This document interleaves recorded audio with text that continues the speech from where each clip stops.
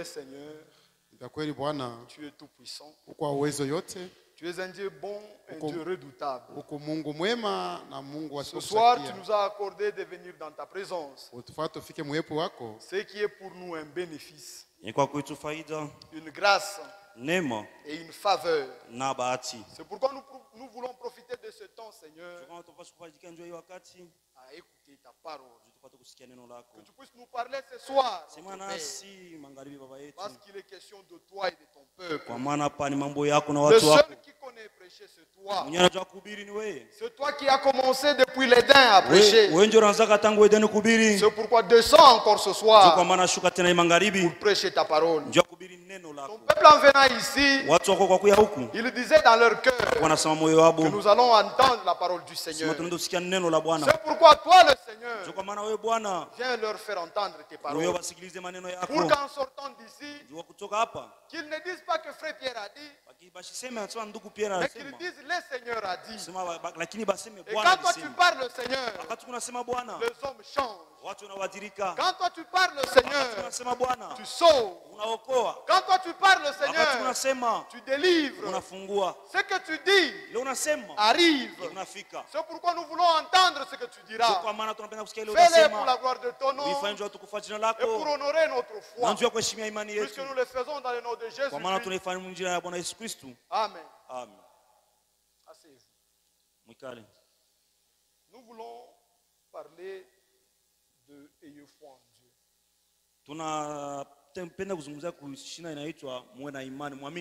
Le verset 22. Jésus dit, ayez foi en Dieu. La foi, c'est comme une confiance. Et avoir confiance en quelqu'un. Pour pouvoir avoir confiance en quelqu'un, il faut d'abord le connaître. Il faut bien connaître la personne pour pouvoir lui faire confiance. S'il faudrait que je puisse faire des affaires avec mon frère, je dois le connaître d'abord pour pouvoir lui faire confiance. Et notre Dieu nous demande d'avoir foi en lui, de lui faire confiance, de croire en lui. C'est pourquoi nous devons d'abord le connaître. Connaître qui est Dieu. Qu'est-ce que Dieu a à nous donner pour que nous puissions avoir foi en lui. Si je veux traiter avec mon frère, c'est parce que je veux avoir quelque chose de lui. Alors, étant disposé à recevoir ce qu'il va me donner, je dois lui faire confiance. Si je ne lui fais pas confiance, nous n'allons pas avancer. Il en est ainsi de nous et de Dieu. Nous devons avoir foi en Dieu. Lui faire confiance dans toutes les situations possibles. Dieu s'est porté garant. Il s'est porté garant de pouvoir être tout pour nous. Il nous a demandé de sortir du monde, de venir à lui. Nous demandons même d'abandonner les choses du monde, de prendre ces choses à lui. Alors, il doit nous donner des choses qui dépassent ce que nous avons dans le monde. Nous avions dans le monde. Ce qui est mieux avec les choses de Dieu, c'est que les choses de Dieu sont éternelles. Les choses de Dieu sont assurées. Quand tu prends une chose de Dieu, une chose qui lui appartient, tu es sûr de tenir une chose qui ne peut pas s'ébranler. C'est pourquoi quand Dieu vous demande d'avoir foi en lui, c'est qu'il est sûr de prendre soin de vous. Un jour, prenons l'exemple d'Abraham. Un jour, Abraham était chez lui à Our. Il était en Chaldée. C'était un Chaldéen. Il Il avait ses parents chez lui, sa femme, ses frères, ses sœurs. Mais un jour, il entend une voix lui dire, sors de ton pays et je te bénirai. On ne lui dit pas où il va. On ne lui dit pas ce qu'il sera. Mais on lui dit seulement de sortir. Alors pour pouvoir obéir à ce que Dieu avait dit, il fallait d'abord qu'il ait confiance en Dieu. C'est comme je viens, j'arrive chez toi. Tu habites à Lubumbashi. J'arrive chez toi. Et je viens te prendre et t'amener en Zambie. Tu n'as pas de frère en Zambie. Tu ne connais personne en Zambie. Moi-même qui te dis cela, tu ne me connais pas. C'est compliqué. Il faut que tu aies foi en moi pour que tu me suives où je veux t'amener. Abraham s'est retrouvé devant une grande décision. Il devait savoir qui est Dieu pour pouvoir lui faire confiance. Hébreux chapitre 8. Hébreux chapitre 11 plutôt. Verset 8. Il est écrit, c'est par la foi qu'Abraham a obéi lorsque Dieu l'a appelé. Et qu'il est parti pour le pays qu'il devait recevoir en héritage. Écoutez la suite. Il est parti sans savoir où il allait. Il sortait seulement pour obéir parce qu'il avait foi en Dieu. C'est pourquoi Dieu, avant de pouvoir te demander de le croire, il se fait d'abord connaître à toi. C'est pourquoi la foi est une révélation que Dieu te donne en lui, pour que tu puisses lui faire confiance. Ce n'est pas possible que quelqu'un que tu n'as jamais connu, dont tu n'as jamais entendu parler, qu'il vienne chez toi, viens, je t'amène quelque part où tu dois être en bonne santé, et que tu puisses le croire. Il faut que tu aies quelque chose de lui. Il faut que tu aies une assurance quelque part. Il faut que tu sois certain de ce que tu fais. Il faut que tu sois certain de la décision que tu prends. Certain de la personne avec qui tu traites. C'est pourquoi Dieu s'est porté garant de se révéler d'abord, puis te demander de croire. Remarquez l'écriture que nous avons lue. Nous avons déjà lu. Le lendemain, comme il quittait Bethanie, Jésus eut faim. Il aperçut de loin un figuier. Il savait aussi. Parce qu'il connaissait toutes choses. Il savait que c'est l'époque où les fruits ne sortent pas de cet arbre. C'est la saison. C'est la saison où le fruit ne produit pas, où l'arbre ne produit pas le fruit. Il le savait. Mais il voulait donner à ses disciples quelque chose qui pouvait les amener à croire en lui. Et remarquez, quand il maudit l'arbre, la Bible dit, et ses disciples l'entendirent. Il voulait qu'ils l'entendent. Il voulait qu'ils sachent qu'il sache de quoi Dieu est capable. C'est ce qu'il a fait. Il leur a d'abord fait une expérience. Il leur a d'abord donné un goût, un avant-goût. Alors quand ils ont goûté, ils sont venus, Seigneur. Regarde l'arbre que tu as maudit. Et desséché jusqu'aux racines. Alors quand il a remarqué qu'ils ont compris, alors il leur a dit, ayez foi en Dieu. C'est pourquoi, frères et sœurs, nous devons connaître qui est notre Dieu, avec qui nous avons affaire. Nous avons affaire à un Dieu très haut,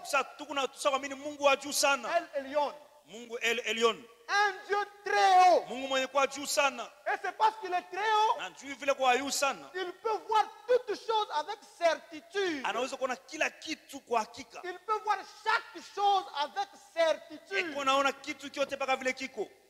Il ne se trompe jamais de vue. Yeye ashidanganya mkuona. Il ne se trompe jamais de vue. Msa mkuona kwake asiwezi kujidanganya. Quand il regarde, wakati anatazama, il sait. Anajua. C'est pourquoi nous avons affaire à un Dieu capable. Kwa maana tuko Mungu mwenye kuna Un uwezo. Dieu très haut. Mungu mwenye kwa juu sana. Genèse chapitre 14. Mwanzo sura 14. Abraham avait été béni au nom du Dieu très haut. Sa Ibrahimu alibarikiwa kama jina ya Mungu aliye juu. Genèse chapitre 14 verset 18.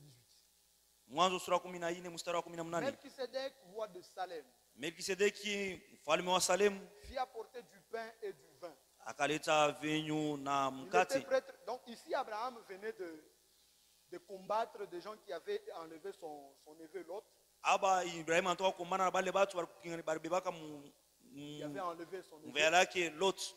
Et quand il revenait de la défaite, wakati alitoka mkushinda wale wafalme, il a rencontré Melchisedec. Alikutana na Melkisedeki. Alors il lui a donné la dîme de toutes choses. Yalimpatia chekumi ya vitu vyote. Melchisedec, roi de Salem, fit apporter du pain et du vin. Melkisedeki mfalme wa Salemu akaleta mkate na vinyo. Il était prêtre, c'est-à-dire il était sacrificateur du Dieu très haut. Yeye alikuwa ni mkoani wa Mungu aliye juu. Il bénit Abraham en disant, alikimbariki Ibrahim akisema, qu'Abraham soit béni par le Dieu très haut. Sasa Ibrahim barikiwe kupitia Mungu aliye juu. Du ciel, mwenye kwa mkubwa wa mbingu na dunia. Le Dieu très haut. Mungu wa juu sana. C'est parce qu'il est très haut. Kwa sababu yeye ni wa juu sana. Il peut voir chaque chose. Yeye anaweza kuona kila kitu. Il peut prendre soin de toi dans chaque circonstance. Anaweza kuangaikia mambo yote. C'est pourquoi il est le secours qui ne peut manquer. Il connaît ta situation. Il te regarde. Il te voit.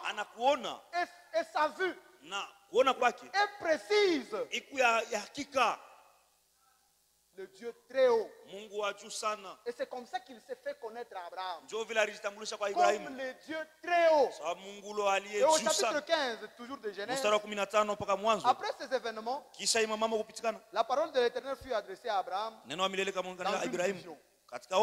Il dit, Abraham, n'aie pas peur. Je suis ton bouclier. Il s'est fait encore connaître à Abraham comme son bouclier. Celui qui le protège. C'est que quand le malheur arrive, au lieu de frapper Abraham, ça frappe Dieu. Et comme Dieu est impénétrable, ça ne peut pas atteindre Abraham. C'est pourquoi Jésus vous dit, ayez foi en Dieu. Il est votre bouclier.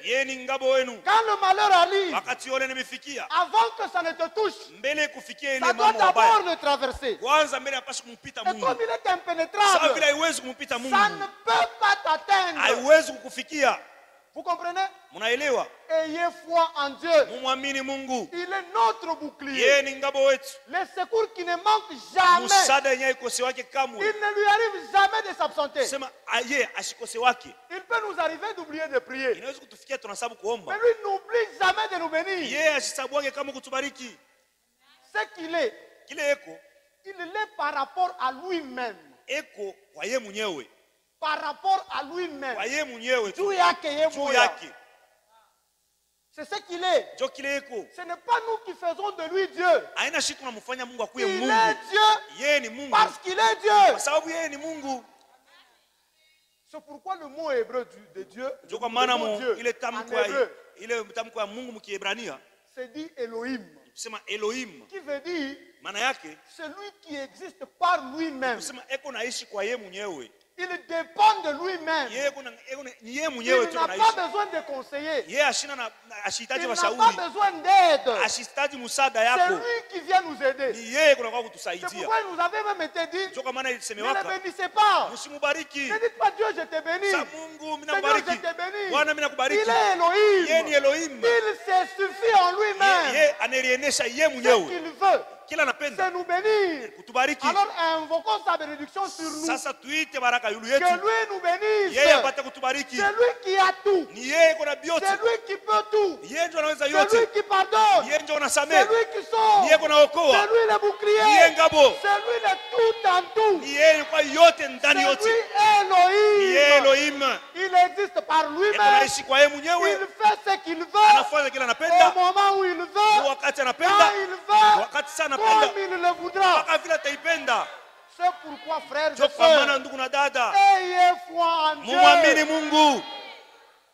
Ayez foi en Dieu. Il peut tout pour vous. Quand l'Écriture dit, d'abord dans votre foi, croyez ceci, que cette Bible exprime ce que Dieu est. La seule manière pour nous de connaître Dieu, c'est par sa parole.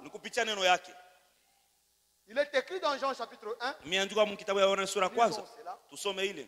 Ayez foi en Dieu, frère. Nous sommes venus à un endroit sûr. Nous sommes venus à un endroit sûr. À quelqu'un de confiance. Il peut m'arriver de faire une promesse à mon frère Cédric. Je vous promets de vous acheter une voiture. Pour que je puisse accomplir cette promesse, il faut que lui me rende capable. Mais lui, quand il fait une promesse, il n'a pas besoin que quelqu'un lui rende capable. Il le fait lui-même. Au-dessus de lui, il n'y a point de Dieu. À côté de lui, il n'y a point de Dieu. Devant lui, derrière lui, il n'existe pas de Dieu comme lui. Il est unique en son genre. Il est sans pareil. Vous ne pouvez le comparer avec personne. Lisons d'abord Esaïe 45. Esaïe 45. Ayez foi en Dieu, frère. Ayez foi en Dieu. Celui auprès de qui vous êtes venu. C'est le tout-puissant. Le tout-puissant. Comprenez ces choses. Comprenez ces choses. C'est sur ça que se fonde la foi.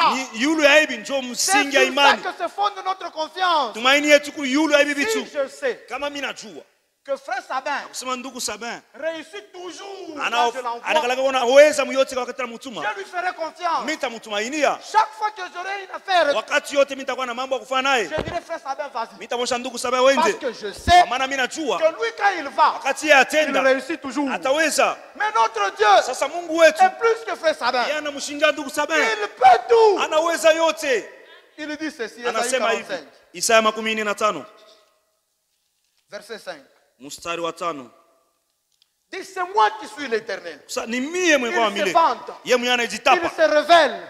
Il veut que vous puissiez avoir foi en lui. Alors il vous explique ce qu'il est. Il dit, c'est moi qui suis l'Éternel. Verset 5. Et il n'y a pas d'autre. Et il n'y en a pas d'autre. Il n'y en a pas d'autre. Il dit, à part moi. À part moi, il n'y a pas de Dieu. C'est-à-dire votre adoration ne doit se diriger que vers une seule personne. Notre Dieu. À part lui, il n'y a pas de Dieu. Si quelqu'un vient te dire d'adorer une autre personne en dehors de notre Dieu, dites-lui ceci, à part Dieu, il n'y a pas de Dieu. Écoutez. J'ai lu aussi Esaïe 46.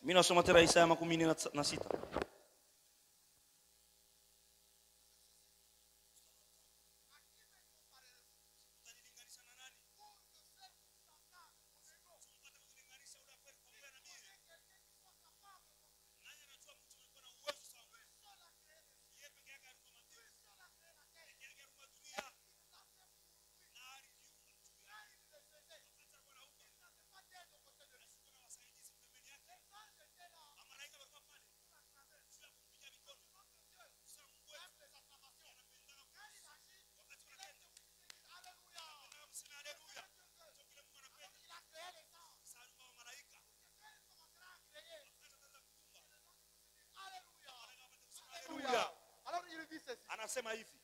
Qui? Nani? À qui me comparerez-vous? Mutanilinganisha na nani? Pour faire de lui mon ego. Yule mtu apate kwa pamoja na mie. À qui me ferez-vous ressembler? Mutanifananisha na nani? Vous en connaissez un? Mnajua mmoja Qui a créé notre ciel? aliumba mbingu Il nyingine. existe un autre ciel en dehors de celui-ci. Mbingu nyingine nje ya Est-ce mbingu. qu'il existe un endroit où on habite en dehors de la terre? Kufashi nyingine wanakala nje ya udongo. Notre Dieu a créé toutes choses. Mungu wetu aliumba kila kitu.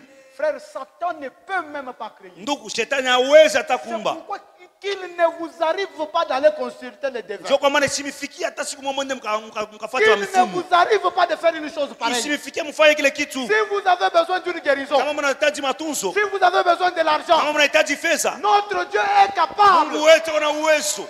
Anaweza. N'allez pas consulter les devins. Mshende kwa mfumo. Ils n'ont rien à vous Abana donner. na kitu kinachompatia. Seul Dieu Mungu wetu tu. est Elohim. Yeye ni Elohim. Lui seul peut tout. Peke yake anaweza yote.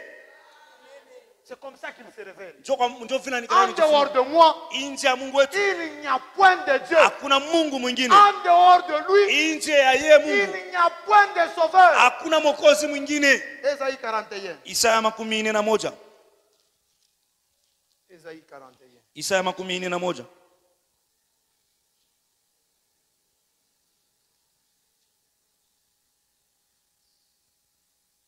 Attendez. C'est plutôt Ésaïe 40. Isaya 42:3.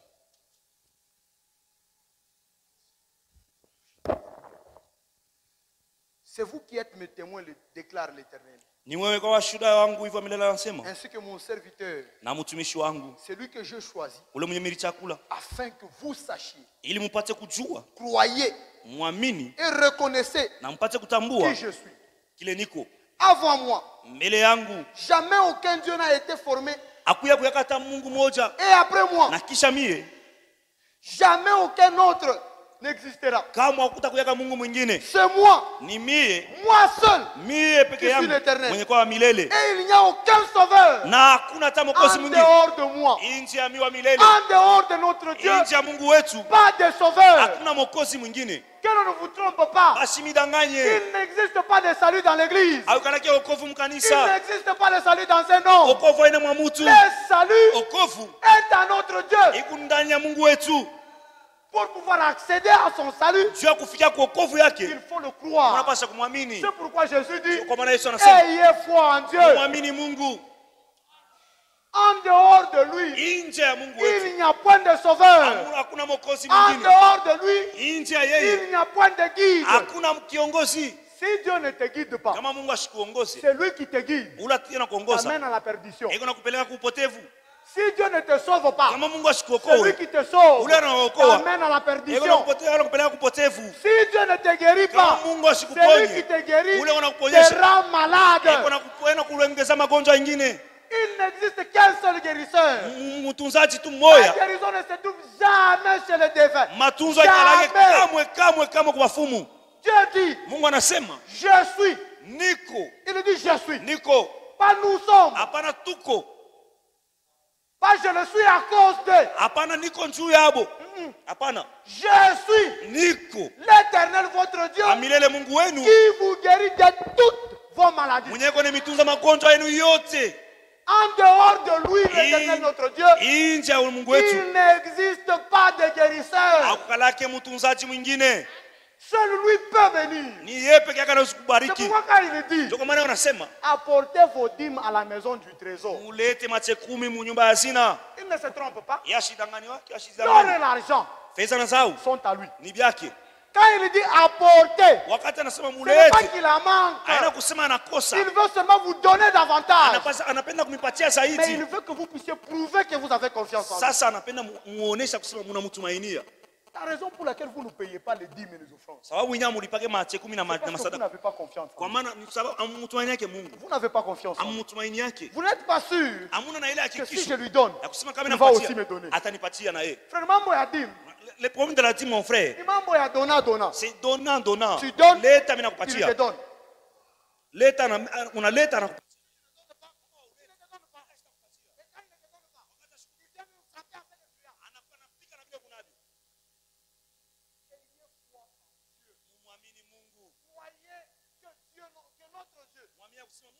Quand anasame anasabwaka. Moi quand je pardonne, Wakati mimi nasame mimi mon frère Sadam excuse-moi frère, c'était les gens. Ndugu ananikosea. Mon frère Sadam vient me vole par exemple ma Bible. Ndugu ananiba Biblia yangu. C'est un exemple. Alors il vient. Sasa anakuya. Pardonne-moi. Ndugu Petro nirumie. J'ai commis une erreur. Nilikosa. Voici ta Bible. Biblia yako hiyo hii. Un fils d'Abraham vient arranger sa vie. Mtoto wa Ibrahim anakuwa kutengeneza maisha yake. Une autre fois, mara nyingine si par hasard, kama kwa kubatisha, il arrive que j'ai mis ma Bible dans son sac. Niliweka Biblia msakoshi yake. Et qu'il soit parti avec. Na anaenda nayo. J'appelle son téléphone. Mimi naita simu yake. Ça ne passe pas. Haipiti. Le feu ça va recommencer. Vous savez c'est pourquoi? Tu as nini? Parce que je me rappelle de ce que lui a fait. Mimi nakumbuka kila alifanyia. Mais lui notre Dieu. Lakini Mungu wetu, quand il pardonne, wakati anasamehe, il oublie. Anasabwaka yote. Il oublie complètement. Eko na sabwa Il ne yote. joue pas un jeu. Sema yeye ashifange Il ne michezo. fait pas semblant. Ashifange Mais semblant. il oublie. Lakini yeko na sabu. Alors Michel se pose la question. Sasa Mika yuko anajiuliza. Quel est ce Dieu semblable à toi? Nani ule Mungu tunaanza Il kumfananisha na wewe? pardonne les péchés du reste de ton héritage. Mwenye yeko na anasamehe Il mazambi. oublie les fautes de ton peuple. Yeko na sabu makosa ya Il watu. s'étonne. Yeko na mshangao. Il n'y a que Dieu Mpaka Mungu qui wetu. puisse faire ça. Yeye ndiye anaweza kufanya vile. Michel chapitre 16. Mika sura ya 7. Verset 18. Mstari wa 18. Seul Dieu peut faire ça, frère. Mpaka Mungu tu anaweza C'est kufanya vile. pourquoi ayez foi en Dieu. Sio kwa maana muamini Quand Mungu. tu vas vers Dieu, Wakati unaenda kwa Mungu, toi, amini. aie foi en lui. Muamini tu. Que celui auprès de qui je m'adresse Mbele ya ule ulienda kusema peut tout. anaweza yote. Soyez comme ça, frère. Muamini vile ndugu. C'est ça la foi des élus. Ile njoo imani ya Une foi wateule. inébranlable. Imani hiyo haiwezi Vous kutingisika. savez à qui vous avez cru. Mnajua ni nani mnaamini? Michel chapitre 16. Mika sura ya 7. Verset 18 à 19. Mstari wa 18 mpaka Quel 10. Dieu est semblable à toi? Ni Mungu. Quel est ton Ni Mungu kani tunaweza kufananisha nawe? Dieu? Quel est ce Dieu qui est semblable à toi? Tu pardonnes la faute.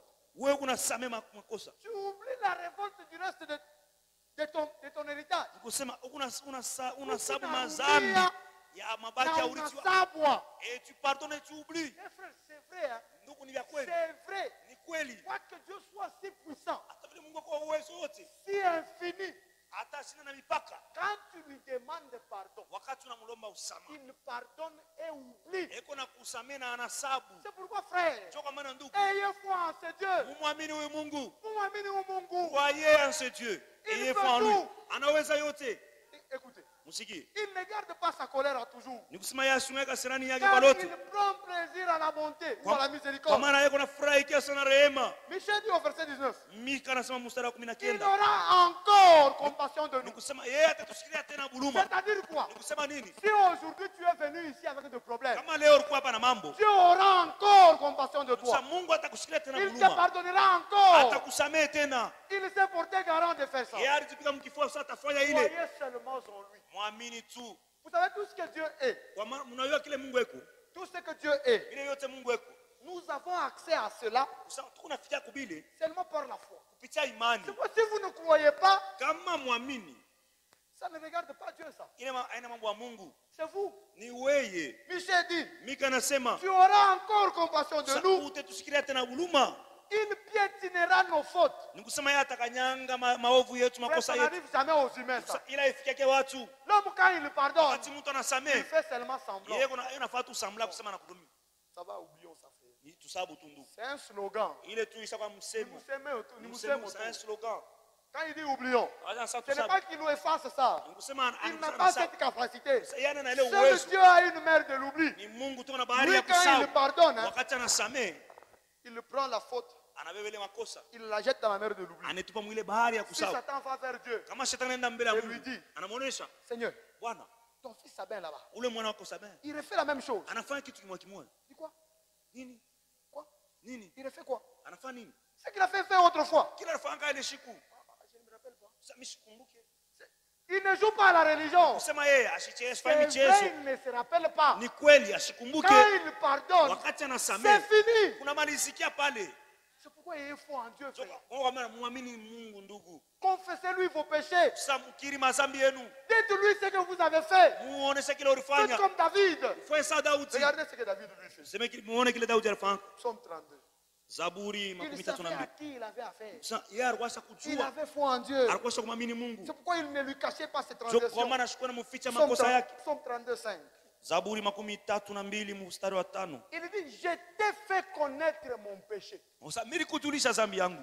Je n'ai pas caché ma faute. Nikusashikufiche kosa yangu. J'ai dit, nilisema, j'avouerai mes transgressions à l'Éternel. Nitamuonesha wa milele makosa yangu. Et tu as pardonné na uliisamee mon péché. Zambi yangu. C'est comme ça que Dieu est. Si tu viens simplement devant lui, tu manifestes ta confiance en lui. Tu lui demandes pardon. Ayez foi. Il vous a pardonné. Croyez qu'il vous a pardonné. C'est pourquoi, frère, le péché même, c'est le fait de ne pas croire.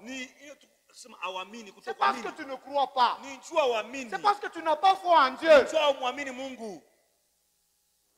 Celui qui a foi en Dieu, il lui fait confiance. David dit, je t'ai fait connaître mon péché. Il avait foi en Dieu. Il lui faisait confiance. Il savait que je parle à quelqu'un de très sûr. Si je lui dis ça, il ne va pas dire à celle telle. Il n'ira pas dire à frère tel. Regarde ce que tel a fait. Quand tu lui demandes pardon, c'est entre toi et lui. Ça ne passe même pas par les anges. C'est entre toi et lui. C'est un sujet clos. C'est un secret. C'est pourquoi, frère, ayez foi en Dieu. Croyez en ce Dieu.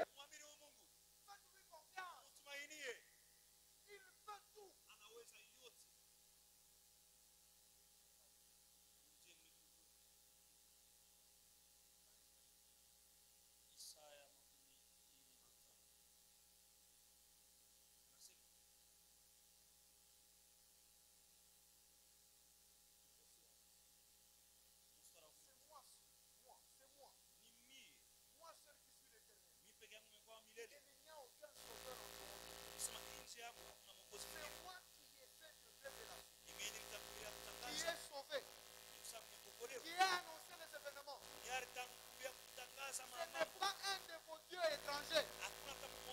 Vous êtes donc mes témoins. Déclare l'Éternel. Que c'est moi qui suis Dieu. Je ne suis depuis le début.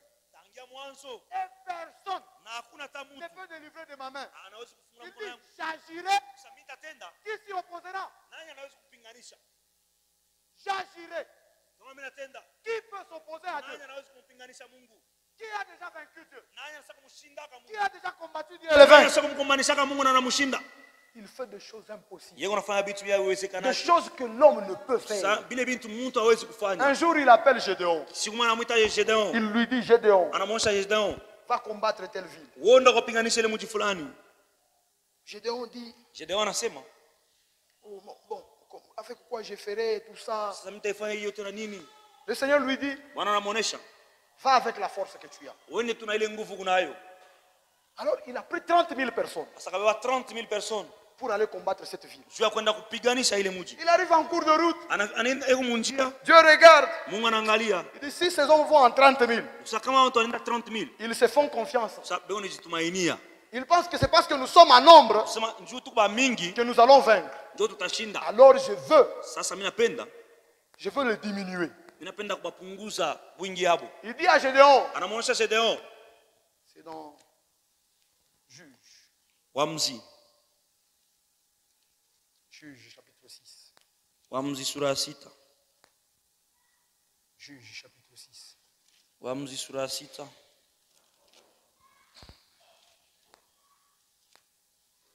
Ok, commençons au Juge chapitre 7.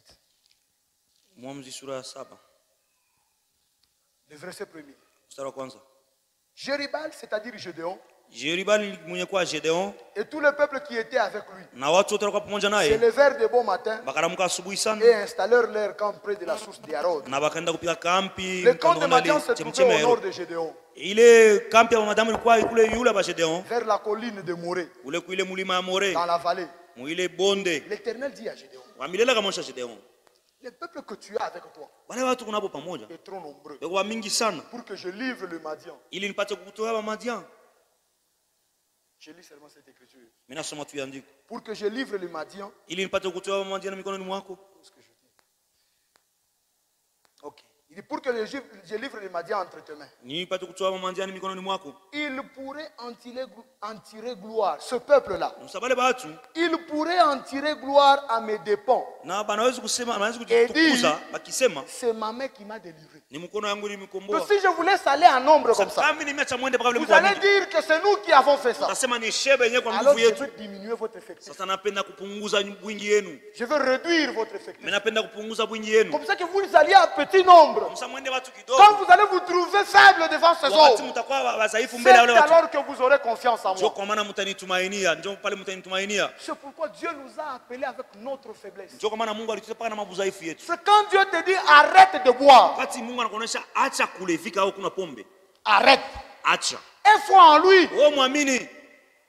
Si la bière te procure le plaisir, sache ceci aujourd'hui. Qu'en Dieu, il y a plus de plaisir que dans la bière. Dans la bière, il y a le risque de mourir. Mais celui qui place sa foi en Dieu, Jésus dit qu'il ne mourra jamais. Même s'il meurt, il vivra. Mais celui qui boit se fera hospitaliser. C'est pourquoi, frères et sœurs, ayez foi en Dieu. Croyez Dieu dans toutes ses voies. Acceptez sa parole dans toutes ses diversions. Quoi qu'il vous dise, faites-lui confiance. Il sait tout. Il peut tout. Il est tout puissant. Et c'est pour vous qu'il est tout puissant. C'est pour vous aider qu'il est tout puissant. Faites-lui confiance. Ayez foi en Dieu. Pour ce soir, que Dieu vous bénisse. Si c'est la volonté de Dieu, nous continuons demain.